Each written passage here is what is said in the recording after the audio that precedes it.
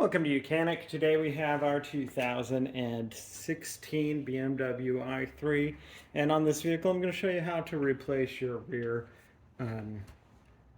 wiper blade in case you need to do that. It's fairly simple. We just need to raise this up like that, no further than that, and it holds up there.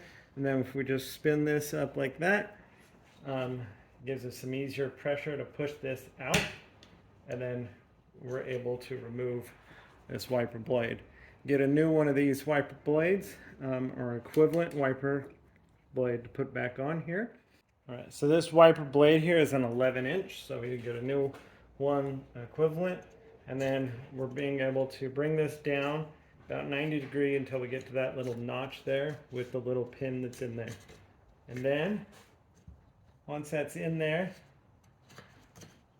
being able to just pull back on it, squeezing it together with this hand, not pulling the arm back, but squeezing it together, and then that locks that snap into place, and then we can place our windshield wiper back down on the vehicle, and we can have nice clean windows of water. Thanks for watching Mechanic, where you can be the mechanic.